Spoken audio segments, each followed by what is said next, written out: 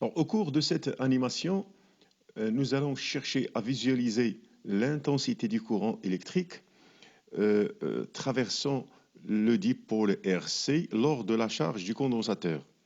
Alors, le circuit utilisé, il est composé d'un générateur 12 volts, un générateur de tension, euh, d'un d'un- d'un interrupteur à double position, d'un condensateur de capacité Sega 500 microfarad et d'un conducteur ohmique de résistance 1 kΩ, bien sûr avec la masse, le potentiel zéro du circuit. Et on va utiliser un oscilloscope pour visualiser euh, ce qu'on cherche. Alors on cherche à visualiser l'intensité du courant électrique lors de la fermeture du circuit. Mais le problème, c'est qu'un oscilloscope, il ne visualise que des tensions. Donc on doit maintenant se poser la question, quelle est la tension qui a la même allure que l'intensité du courant? Ça veut dire qu'il varie de la même façon que l'intensité du courant. Alors, euh, la tension qui évolue de la même façon que le courant, c'est bien sûr, c'est la tension U aux bornes du conducteur ohmique, tout simplement parce que UR et I, ils sont proportionnels. UR égale RI, selon les conventions choisies. Donc l'évolution de I, ou bien l'allure de la fonction I de t, elle est la même, elle est de la même forme que l'allure de la forme de la tension UR. Donc on va visualiser, on va visualiser la, la tension au bord du conducteur ohmique et en même temps, on va visualiser la tension au bord du dipôle RC pour comparer les deux. Donc, d'abord, je dois relier la masse de l'oscilloscope à la masse du circuit. Ensuite, la voie à ce point, donc la voie A, elle va nous permettre de visualiser la tension entre ce point et ce point. Ça veut dire la tension au bord du dipôle RC. Et la tension aux bornes du conducteur ohmique, ça veut dire ce point. Alors la voie B reliée à ce point. Je vais, donc je vais euh, colorer cette voie, cette allure, cette courbe en rouge pour la différencier de l'autre. Donc observez que cette voie B, la deuxième voie, elle va visualiser la tension entre ce point et la masse. Ça veut dire au bord de la résistance UR, donc UR égale RI. Et je vais colorer celle-ci en rouge et je vais mettre en marche le circuit et je vais fermer le circuit. Donc observez que donc voici l'échelon de tension appliqué, le voici. Ça veut dire la tension aux bornes du dipôle RC a passé de 0 jusqu'à E, jusqu'à 12 volts. Mais observez le courant. Alors le courant, avant la fermeture de l'interrupteur, le circuit il était ouvert, le courant il était nul. Mais à l'instant où on ferme le circuit, cette, cette différence de potentiel aux bornes de U, ou bien aux bornes de la résistance, ou bien l'intensité du courant, elle passe d'une valeur nulle à une valeur non nulle directement, d'une manière discontinue. Donc, vous voyez, ce passage, il est discontinu. À l'instant t égale 0, il est t nul, et au même moment, il prend une autre valeur différente de 0, non nulle. Donc, l'intensité du courant, voici l'allure de l'intensité du courant, c'est l'allure de UR, donc c'est l'allure de I. L'allure de I, c'est une fonction décroissante, mais c'est une fonction qui est discontinue, contrairement à la tension au bord du condensateur, qui est une fonction continue au moment de la fermeture du circuit.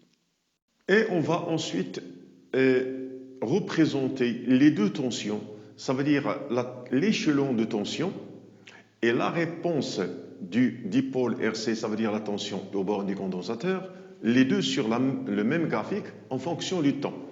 Alors vous avez d'abord l'échelon de tension, comme on l'a vu avant, il est défini ainsi. Pour T inférieur à 0, ça veut dire avant la fermeture du circuit, U est nul.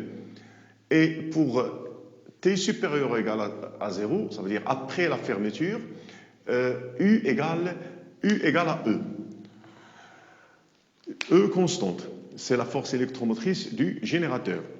La tension qui est la réponse, la tension UC du condensateur, c'est UC égale E, facteur de 1 moins exponentielle moins T sur taux, ou bien moins T sur RC. Alors, graphiquement, T égale 0, ça représente, alors cet instant représente la fermeture des circuits, le début de la charge du condensateur. Alors, avant T égale 0, U égale 0, c'est la courbe verte. Et après T égale 0, au-delà de T égale 0, U égale E. Donc vous voyez le saut, vous voyez la discontinuité de l'échelon de tension. Par contre, pour la tension UC, à T égale 0, ou bien, pardon, avant T égale 0 d'abord. Avant T égale 0, le condensateur il est déchargé et la tension UC elle est nulle, elle est en rouge. Pour T égale 0, observez ici la continuité. Pour T égale 0, vous avez exponentielle 0, c'est 1, 1 moins 1, c'est 0. Donc UC de 0, c'est 0. Ça veut dire il y a continuité de la fonction à l'instant T égale 0. Et lorsque T tend vers plus l'infini, ce terme exponentielle moins T sur RC, il tend vers 0. Donc UC va tendre vers E. Donc vous voyez la progression de UC de 0 d'une manière, elle passe de 0 d'une manière continue jusqu'à E. Ça veut dire que la droite U égale E représente une asymptote pour la fonction UC de T. Et pour UC, alors UC, observons, c'est très intéressant. UC, c'est une fonction qui est continue. Elle passe d'une valeur nulle à une valeur non nulle d'une manière continue, contrairement à l'échelon de tension qui passe d'une valeur nulle à une valeur non nulle d'une manière discontinue. Et après avoir suivi cette animation sur l'évolution du courant électrique dans un circuit RC lors de la charge du condensateur, dans laquelle nous avons vu que le courant c'est une fonction discontinue, nous allons essayer d'exprimer cette intensité du courant en fonction du temps et la représenter. Mais avant, on doit, parce que l'intensité du courant c'est la dérivée de la charge portée par le condensateur par rapport au temps, donc on doit exprimer d'abord la charge Q égale CUC. Alors, selon les conventions de signe du circuit, Q égale CUC, donc Q égale, je remplace UC par E fois cette expression, j'obtiens CE fois 1 moins exponentielle moins T sur RC. Donc, I égale dQ sur dt, la dérivée de Q par rapport au temps, I égale CE, je fais sortir cette constante CE de la dérivée, j'obtiens CE fois la dérivée de cette expression. Et la dérivée de 1, c'est 0, donc il reste la dérivée de moins exponentielle moins T sur RC. Et j'obtiens enfin I égale E, bon, CE, ici je vais faire sortir moins 1 sur RC. Avec ce moins, ça devient plus, et CE sur RC, ça va donner E sur R. Donc j'obtiens enfin I égale E sur R exponentielle moins T sur RC. Alors la représentation graphique de ces deux fonctions, d'abord on va commencer par Q. Q, à l'instant T, avant T égale 0, le condensateur n'est pas chargé. Donc cette fonction, il est nulle. Donc la charge, il est égale à 0 jusqu'au T égale 0. Au moment T égale 0, la charge est égale à 0. C'est une fonction continue comme UC. Et après T égale 0, elle va augmenter progressivement jusqu'à atteindre la charge maximale que peut porter ce condensateur dans ces conditions, c'est CE. Lorsque t tend vers plus l'infini, cette exponentielle tend vers 0, donc il reste Q égale à CE lorsque t tend vers plus l'infini. Ça veut dire que CE, Q égale CE, c'est une asymptote de cette courbe. Donc Q, c'est une fonction continue parce que UC et Q, elles sont proportionnelles. Celle-ci, elle est continue, donc l'autre doit être aussi continu. Alors voyons pour I. I égale E sur R, exponentielle moins T sur RC. Alors, avant T égale 0, le circuit, il était ouvert. Ça veut dire que le courant, il est nul. Mais à T égale 0. Alors ici, essayez de comprendre la discontinuité. À T égale 0, cette valeur de I qui est égale à 0, ici, il va prendre quelle valeur? T, je mets T égale 0, j'obtiens I égale E sur R fois 1.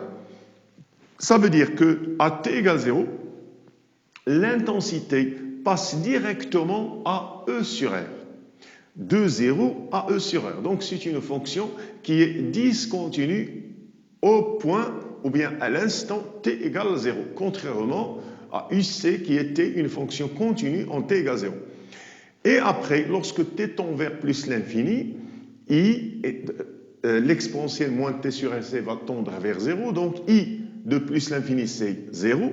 Ça veut dire que l'axe des temps, l'axe des abscisses, il représente une asymptote pour cette fonction. Donc, il faut retenir ceci, le fait que l'intensité du courant, comme on l'a vu au cours de l'animation précédente, l'intensité du courant, c'est une fonction discontinue dans un circuit contenant un condensateur.